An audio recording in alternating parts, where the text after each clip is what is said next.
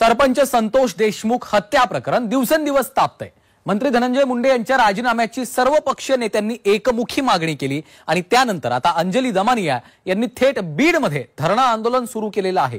यावर आता धनंजय मुंडे कधी मौन सोडणार हे पाहावं लागणार आहे। पाहूयात या संदर्भातला खास रिपोर्ट।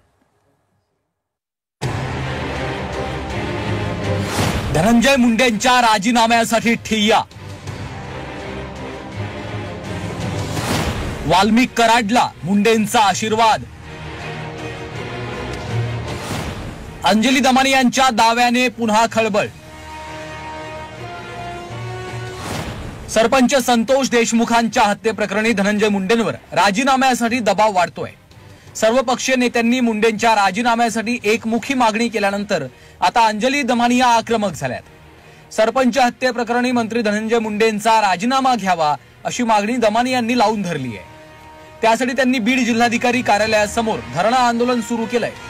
जोपर्यंत धनंजय मुंडे राजीनामा देत नाही तोपर्यंत आंदोलन सुरू ठेवण्याचा निर्धारही त्यांनी केलाय। जोपर्यंत धनंजय मुंडेंचा राजीनामा होत नाही, जोपर्यंत वाल्मिकी कराडाला अटक होत नाही आणि 3 आरोपी जे फरार होते, ज्यांची आतापर्यंत काहीच माहिती मिळत नाहीये, त्यांना जोपर्यंत का तर अटक किंवा त्यांच्याबद्दलची माहिती जोपर्यंत जाहीर होत नाही तोपर्यंत बीड न सोडण्याचा निर्णय मी घेतलाय।